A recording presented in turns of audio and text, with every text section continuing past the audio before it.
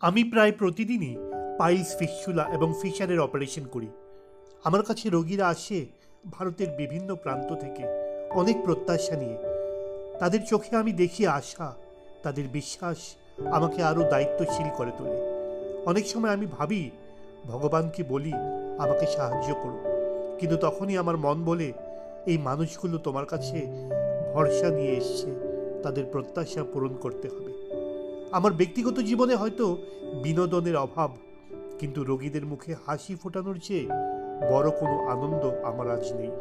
আমি চাই যতদিন বাঁচি রোগীদের প্রতি আমার ভালোবাসা এবং দায়বদ্ধতা যেন অটুট থাকে। মৃত্যুর পরেও যেন কেউ বলতে না পারে যে আমি কখনো আমার ব্যক্তিগত স্বার্থে আমার রোগীদের সঙ্গে আপোস করেছি। এই জীবন শুধু রোগীদের জন্য, তাদের সুস্থ জীবনের জন্য। প্রতিদিন যখন একজন সুস্থ রোগী আমার কাছে আসে এবং হাসি মুখে বাড়ি ফেরে, তখন আমি অনুভব করি যে আমার জীবন সার্থক। ভালোবাসা আর দায়িত্বই হলো আমার জীবনের মূল মন্ত্র।